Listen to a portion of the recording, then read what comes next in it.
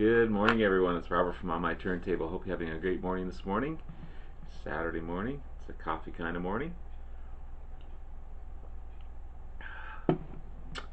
Wanted to continue on with part 4 of my top 100 albums. As I stated earlier, and I'll continue to state, this is not an easy task. There could be so many in this list, but I had to choose a few albums that I think are great albums. This is going to be all CD today. Part 3 was all albums, all vinyl, and I will try to get through this list as best as possible.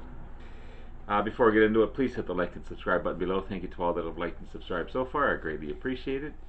I want to continue to put great content out there to be informative and to show you guys some great bands and artists that I have in my collection. Thank you, vinyl community, for all your support, your great comments, your subscriptions. You guys are amazing.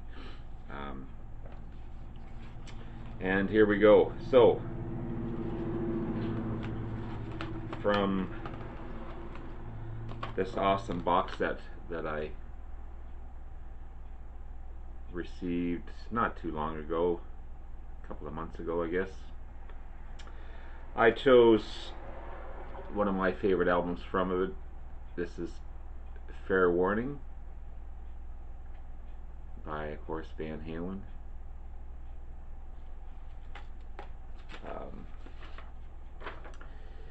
It's their fourth studio album released in 1981.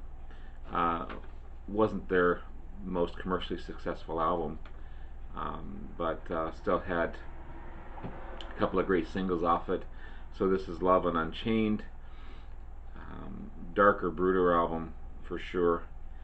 Contains some of the hardest and fiercest playing and music that they put out to date.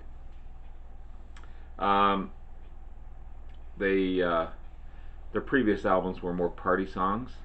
This is straight ahead rock and roller. I know at the time David Lee Roth and Eddie Van Halen weren't getting along all that great, and I think it projects in the music. Eddie has never played better and fiercer, and it's a killer of an album for sure. So from the opening riff of Mean Street, just love that opening riff. Duty Movies, it has a great groove to it. Sinner's Swing is a rockin' tune.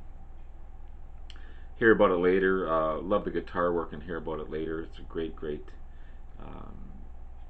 playing by Eddie Van Halen. Amazing guitarist. I mean, you know, he's right up there with number one. Love Unchained, great tune, of course, popular hit for the band. And then the drum intro into the funky Push Comes to Shove.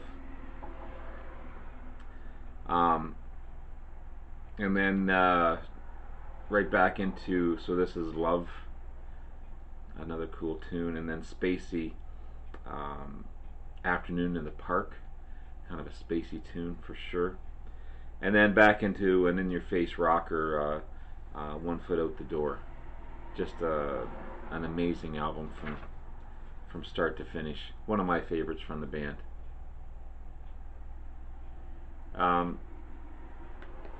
And again, the first two, I don't even talk about the third album, but the first two albums. I love Diver Down as well. 1984 is when I kind of stopped listening to them. Even though it's a great album, it's just very commercial. And Women and Children First I love as well, but Fair Warning is one of my favorite albums by the band. So that's number 70. Number 69, we have a little different change of pace, but still an amazing album. This is Even in the Quietest Moments by Supertramp. Love this album. It's their fifth studio album, released in 1977. Give a little bit, of course, is a big hit off of it. Baba G as well. Hit number 16 upon its release, and it was also their first gold album. Ranked number 63rd of the 200 greatest albums of all time. It's just a masterpiece of an album. It's a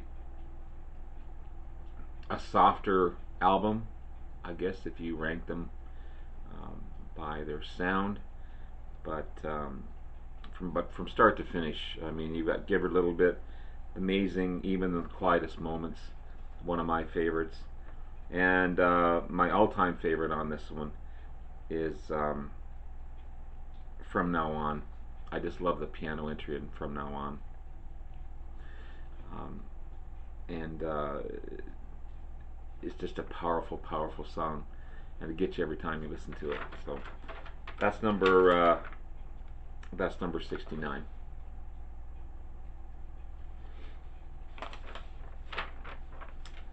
At number 68, another great debut album.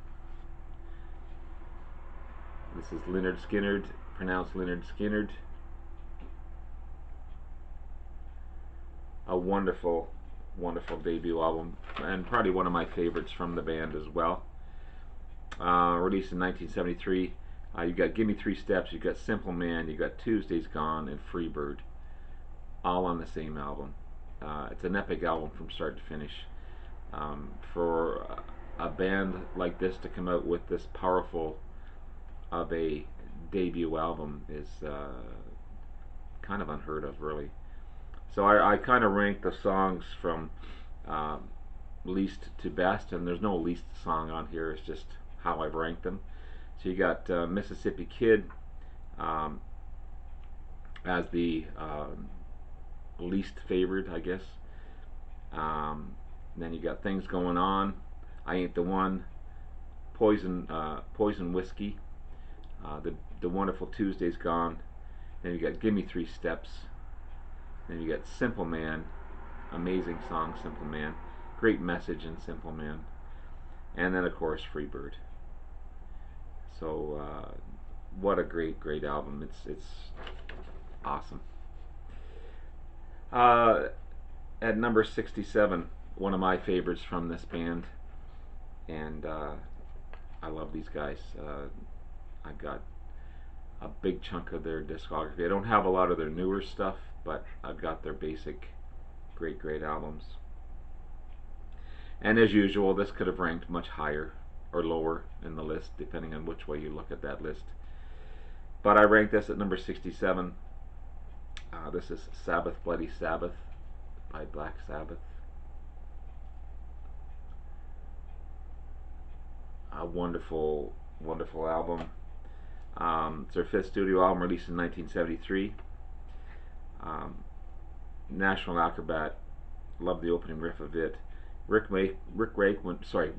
Wakeman, say that 10 times fast, appears on Sabracadabra.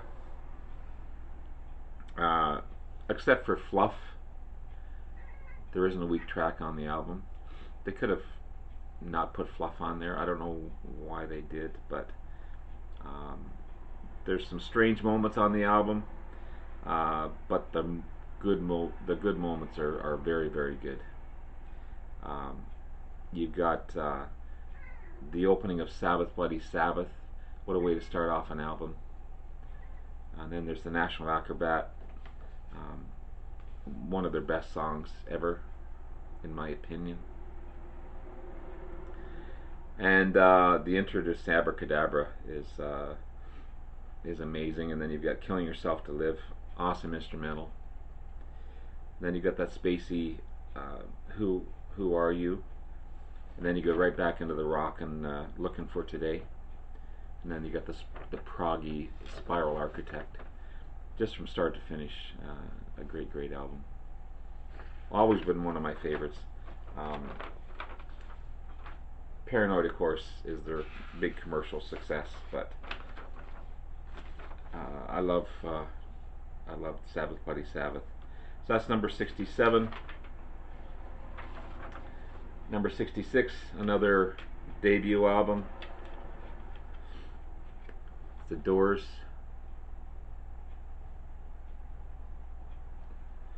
A fine, fine debut album, released in 1967. Big breakthrough single, Light My Fire, and of course In the End. Break On Through to the Other Side, cool track. It's been touted as one of the best debut albums ever, possibly. The Doors are a unique band. They're hard to categorize, and they don't really sound like anyone else. Of course, Jim Morrison, the unique vocals, and just their playing.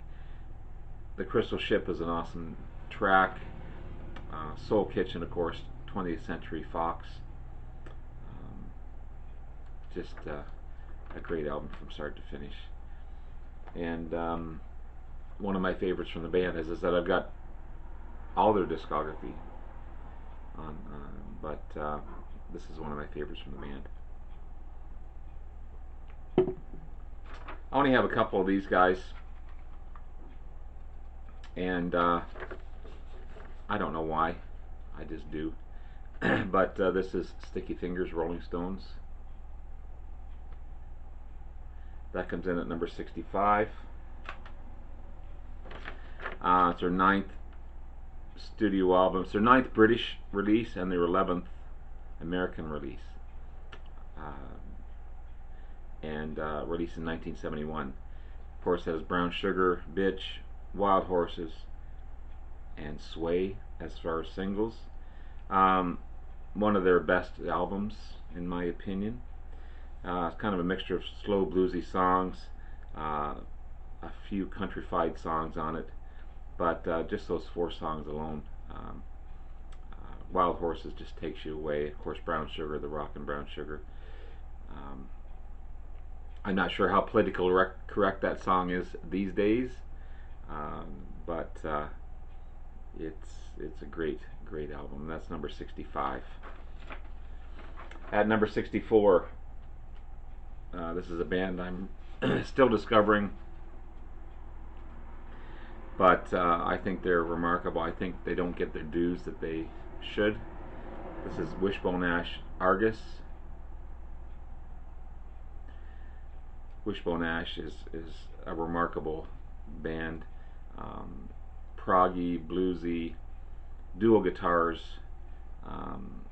Just a wonderful, wonderful band, and they just hit the radar. Like they didn't get that push over the radar like some big bands should have. So this was released in 1972. This was their most commercially successful album. Peaked at number 3 in the UK charts. It's a must-have album, definitely, for sure. It's filled with prog rock. It's a mystifying album, diverse. Each track is top-notch. Large outros, dual guitar outros on a lot of the songs. They deserve to be bigger than they were. You've got the opening track of Time Was. It builds into this wild guitar lead outro. Sometime World, amazing song. You got Blown Free, is a bluesy rockin' tune, great lead work in it again. As I said, the proggy The King Will Come. Leaf and Stream. It's kind of a gentler tune, but it builds, and then it's just a wonderful, wonderful track. And then it ends with Throwing Down the Sword. Great dual guitar blast of amazement. It's just top-notch album. This has a bonus tracks on it as well, from some live performances. But these guys are wonderful. And again, they should have been bigger than they were. Argus. At number 63, one of my favorites by this band, and you know I had to throw some Canadian content in here, but these are international superstars. But this is their debut album, Rush. Can't say enough about this album. This is before Neil Peart. This has John Rutsey as drummer, a great drummer on his own, but he wasn't in the best of health and didn't want to tour, and they were just about to go on their tour when he left the band. Unfortunately, he's not with us anymore, but he was almost the leader of the band in some ways. He would introduce all the songs. He would a great drummer on his own, as I said. But this is a rockin' tune. If you think of Led Zeppelin, if you think of Cream, this is how this album was. There's no prog on it whatsoever. It's just straight ahead rock and roll and heavy, heavy tracks. Working Man, of course, one of the biggest, heaviest tracks out there. You got Finding My Way, Need Some Love, Take a Friend, Here Again, What You're Doing, In the Mood, Before and After, and Working Man. The lead from Alex Lifeson is just remarkable. I don't know where this guy came from, but man. Released in 1974. It's a rocker from start to finish. As I said, there's no prog on it. Neil Peart came in after the fact on this one. They've done many of the hits since, but big hits off of this one, of course, is Finding My Way and In the Mood. But right out of the gate, this is just a straight ahead rock and roll album that could rival any band out there for sure. That was number 63. Number 62, another debut album. I'm picking a lot of debut albums as my favorite albums, but when you have it right, you have it right. So this is the Cars debut album. Released in 1978. Tons of big singles off of this one. Just What I Needed, My Best Friend's Girl, Good Times Roll, You're All I've Got Tonight. Also, it's got Don't Just Stop, Bye Bye Love, All Mixed Up, Moving in Stereo. I love that track. Another amazing debut album by an amazing band. It's a great, great album. And finally, coming in at number 61, it's an album that you need to listen to from start to finish. I just don't think you can throw on a track and listen to it. It's got to be a complete album, in my opinion, anyway. But this is Brain Salad Surgery from Emerson, Lake and Palmer. This is the remastered version. It's got alternate album features on it. There's 2014 stereo mixes, and I don't listen to that disc too often because I prefer the original. But beautifully done package, and very happy to have it in my collection. So this one was released in 1973. It's their most successful album to date. Some prefer their original, which I do. I've got their original. I've got Works. I've got a few of their albums. Tarkus is another great album. It's a masterpiece, this one, from start to finish. From the Church Like Jerusalem